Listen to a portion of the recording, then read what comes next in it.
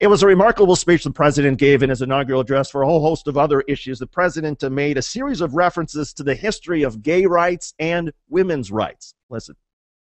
We, the people, declare today that the most evident of truths, that all of us are created equal, is the star that guides us still. Just as it guided our forebears through Seneca Falls and Selma and Stonewall, just as it guided all those men and women, sung and unsung, who left footprints along this great mall, to hear a preacher say that we cannot walk alone. And amen to hearing the references to Seneca Falls and to Stonewall, of course, two legendary places, historic places in the battle for women's rights and gay rights. And the president wasn't done. He underscored that continuing the American journey of liberty is what we are all about. Listen. For our journey is not complete until our wives, our mothers and daughters can earn a living equal to their efforts. Our journey is not complete until our gay brothers and sisters are treated like anyone else under the law. For if we are truly created equal, then surely the love we commit to one another must be equal as well. And what an amazing turn the president has made over the last 5 years. Keep in mind that when the president first ran for president, he said that he believed that, well, he wasn't essentially taking a position on gay marriage, although he believed that there should be equal rights. And now he's come around to actually talking about this in his inaugural address. A remarkable 5-year path for this president. The president also touched on an issue that is near and dear to so many progressives and liberals, and that is the issue of the programs like Medicare, Social Security, Medicaid, the programs that exist to provide something of a safety net to all Americans in case something catastrophic happens to you in your life, and to make sure that people, particularly as they get older, are not thrown into poverty. Here's what the president said about that. The commitments we make to each other through Medicare and Medicaid and Social Security, these things do not sap our initiative, they strengthen us. They do not make us a nation of takers, they free us to take the risks that make this country great. Now, Daniel Marans, this is the same president who, as you've pointed out, in the last round of negotiations with Republicans, put the idea of a chained CPI on the table, which would essentially cut down on benefits and Social Security and turn thousands of people into poverty. So when you hear the president talk about protecting these programs the way he phrased it in his inaugural address, what's going through your mind?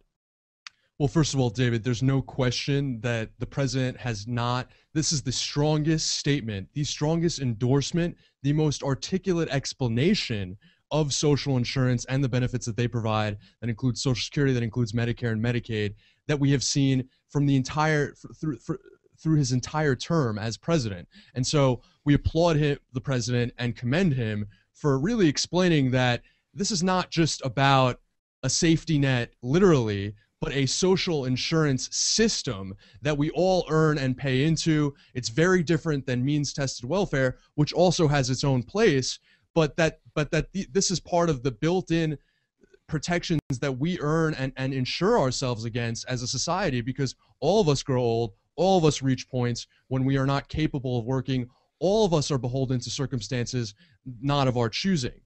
That said, the question that we're going to be looking for, and we're going to be continuing to hold the president accountable to, is this statement contradicts policies that would cut Social Security or would cut Medicare benefits for beneficiaries.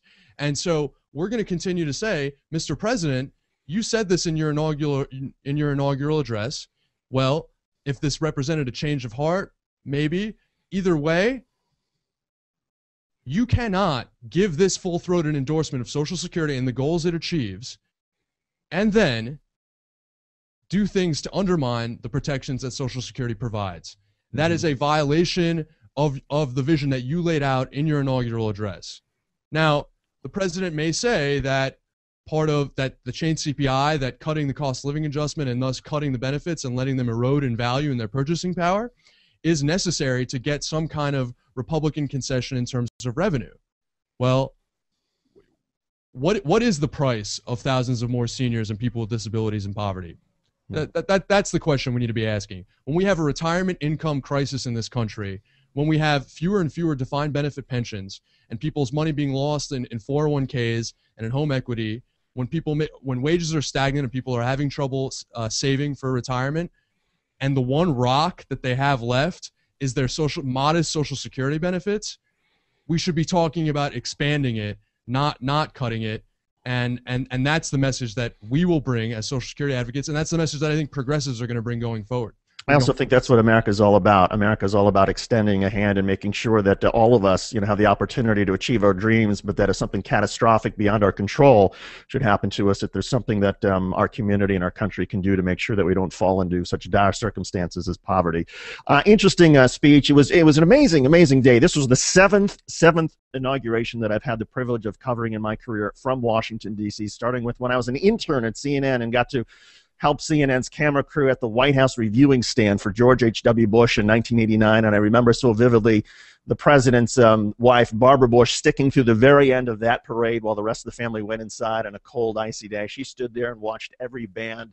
I'll never forget, of course, the Clinton parades and that inauguration. I'll never forget covering the protesters with George W. Bush, who they threw an orange at the president's limousine back in 2001 on perhaps one of the most dreary inauguration weather days that we've ever had, which perhaps was appropriate given the Florida recount.